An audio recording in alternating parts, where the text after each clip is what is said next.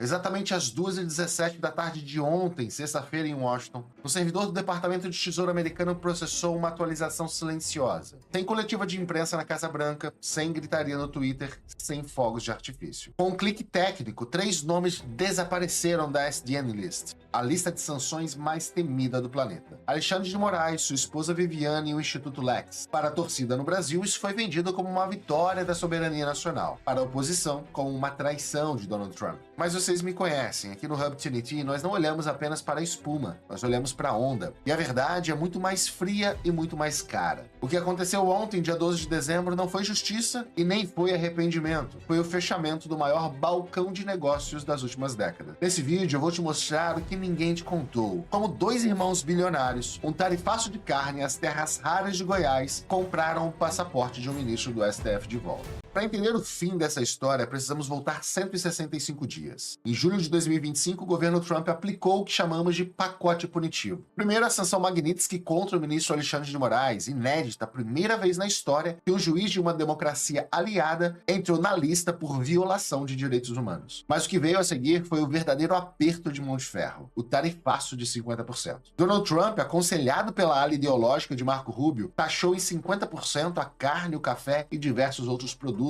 brasileiros. A justificativa oficial, retaliação à perseguição política. Mas a realidade econômica é implacável. O Brasil é o maior fornecedor de carne bovina e café importada para os Estados Unidos. Quando você taxa o boi brasileiro, o hambúrguer em Nebraska fica mais caro. Em agosto, a inflação da carne nos Estados Unidos bateu 15%. Do café, 19%. A aprovação de Trump caiu 8 pontos. Os fazendeiros republicanos começaram a chiar. E é aqui que entra a lição de hoje. Ideologia enche comício, mas é a economia que ganha eleição. Trump precisava sair dessa armadilha. E o Brasil precisava se livrar das sanções. O cenário estava pronto para os bombeiros e eles não vieram do Itamaraty. Enquanto os diplomatas de carreira trocavam notas oficiais que ninguém lia, a verdadeira negociação acontecia em jatos executivos e salas privadas. Os irmãos Batista, donos da JBS, a maior processadora de proteína do mundo, viram seus lucros ameaçados pelo tarifaço. Eles perderam quase $1 bilhão em valor de mercado em semanas. E o que eles fizeram? O que sempre souberam fazer bem. Operaram nas sombras. Em setembro de 2025, Joesley Batista entrou na Casa Branca, não pela porta dos turistas, mas para uma reunião com a equipe econômica de Trump. A proposta colocada na mesa, segundo nossas fontes e análises de mercado, foi de um pragmatismo puro. O recado foi mais ou menos este. Presidente Trump, o senhor quer baixar a inflação antes das eleições de meio de mandato. Nós entregamos. O senhor quer garantir que a China não controle as terras raras do Brasil. Nós ajudamos a costurar. Em troca, precisamos de livre comércio e precisamos que o senhor resolva o problema do STF. Percebem a genialidade perversa do movimento? Os batistas usaram a própria crise criada por Trump, a inflação e a briga com a China, como alavanca para derrubar as sanções contra Moraes. Eles conectaram pontos que pareciam distantes. O preço do hambúrguer no Texas, a exploração de minerais em Goiás e o passaporte de Alexandre de Moraes. Isso culminou na viagem secreta de Joesley Batista a Caracas em novembro. Sim, vocês ouviram certo. O empresário brasileiro voando para a Venezuela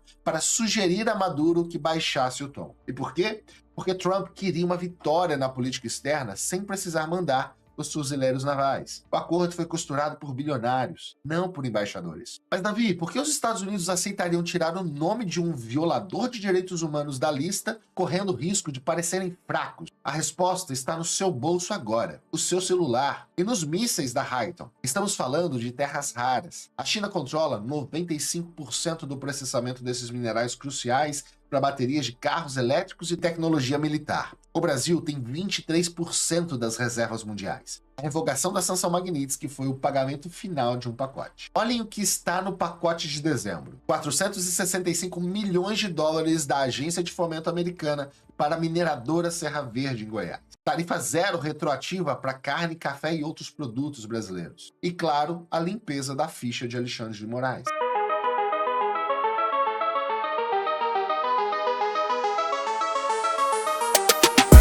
A chamada queda da Magnitsky deixou uma coisa bem clara, e talvez até incômoda para alguns. Ninguém de fora vai salvar o Brasil. Nem sanção internacional, nem pressão diplomática, nem manchete em jornal estrangeiro. No fim do dia, a conta sempre cai no colo do povo brasileiro. Muita gente criou a ilusão de que a Lei Magnitsky seria uma espécie de botão mágico contra abusos de poder, arbitrariedades e excessos institucionais. Não foi. E talvez nunca fosse mesmo, porque grandes potências agem por interesses, não por princípios. Quando convém, apertam. Quando não convém, aliviam. Simples assim. A mensagem que fica é dura, mas necessária. Liberdade não se importa, se constrói. Democracia não vem em pacote internacional. Estado de Direito não se terceiriza. Se o brasileiro não defender sua Constituição, seus direitos e seus limites institucionais, ninguém fará isso por ele. E aqui está o ponto que incomoda o sistema. A pressão real não vem de Washington, vem das ruas. Vem do voto consciente, vem da cobrança permanente, vem da recusa em aceitar censura disfarçada de proteção, autoritarismo travestido de defesa da democracia e poder sem freio vendido como virtude. A queda da Magnitsky não é derrota, é um aviso de que a luta é interna, de que o Brasil só muda quando o brasileiro decidir parar de esperar salvadores externos e assumir o protagonismo da própria história. No fim das contas, a liberdade nunca foi um presente, sempre foi uma conquista. E como toda conquista, dá trabalho, exige coragem e cobra um preço. Quem não estiver disposto a pagar, vai continuar esperando ajuda de fora, enquanto perde tudo aqui dentro. Então, caiu a Magnitsky. E daí? O que muda na nossa vida? Não muda nada. Pelo menos, na minha não vai mudar. Eu vou continuar lutando. E agora, eu sei que eu preciso lutar ainda mais. Antes da Magnitsky, como estava a tua vida? Eu estava na trincheira lutando. Com a Magnitsky, estive na trincheira lutando. Sem a Magnitsky, continuarei na trincheira lutando. A Magnitsky veio trazer um pouco de esperança. Sim, trouxe esperança para todos nós. Mas, agora, nós brasileiros, temos a certeza que lutaremos juntos, ainda mais fortes, por essa bandeira. Só nós, brasileiros, é que podemos salvar o nosso Brasil. Só nós, brasileiros, é que podemos lutar por nossas liberdades. Na Venezuela, ministros da Suprema Corte também tiveram e têm Magnitsky. Isso tirou a Venezuela do buraco? Não. Por quê? Porque o que importa é a mentalidade do povo, é a garra do povo, é a coragem do povo. Nós, brasileiros, é que vamos decidir o futuro do nosso Brasil. Com a Magnitsky, as perseguições continuaram. Sem a Magnitsky, provavelmente, as perseguições também continuarão. Agora é a hora que os meninos serão separados dos homens. Agora é hora de se reagrupar. Agora é a hora de entendermos que só com união e com mais força ainda conseguiremos vencer esse regime e enfrentar esse sistema. Vejam que com a chegada da Magnitsky, nada mudou. O sistema não recuou, o regime apenas se reorganizou. Sem a Magnitsky, nós continuaremos na trincheira. Se estamos na lama, vamos dar as mãos e vamos juntos sair da lama. Você gosta e entende que é importante este tipo de conteúdo? Peço que se inscreva, deixe o seu comentário, diga se gostou ou não gostou, porque ao deixar o seu like, o algoritmo entende que o conteúdo é relevante para você e, desta forma, distribui para mais pessoas e assim você ajuda este canal e o nosso trabalho. Curta, compartilhe e inscreva-se para continuar acompanhando análises sobre os acontecimentos do mundo e principalmente do nosso Brasil e no futuro da nossa democracia. Obrigado. A saída do Xandão e família do radar da Lei Magnitsky continua sendo vendida como algo técnico, burocrático, quase automático. Mas quem ainda acredita nessa versão precisa atualizar o manual. Política internacional não é tribunal moral, é balcão de negócios. E nesse balcão começam a aparecer peças bem mais pesadas, terras raras e nomes conhecidos como Wesley e Joesley Batista. O Brasil não é um país qualquer. É dono de recursos estratégicos cobiçados pelo mundo inteiro. Terras raras não são detalhe. São essenciais para tecnologia, defesa, energia, indústria de ponta.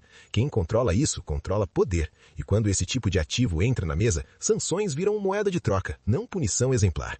Some a isso personagens que sabem transitar com desenvoltura entre Brasília, mercado, bastidores e grandes interesses globais. Gente experiente, bem relacionada, que entende como poucos o funcionamento do jogo pesado do poder. Coincidência demais achar que tudo isso não pesa quando decisões externas são tomadas. A Magnitsky não caiu porque tudo ficou correto no Brasil. Caiu porque o custo político e econômico de mantê-la passou a ser maior do que o benefício. Democracia vira discurso, liberdade vira nota de rodapé. O que manda é interesse estratégico. O recado é duro, mas necessário. Ninguém vai brigar com quem controla recursos-chave e bons intermediários. Se existe algo errado, a correção não virá de fora. Vai ter que vir de dentro, do povo, da pressão política, do voto e da recusa em aceitar que poder sem limites seja normalizado.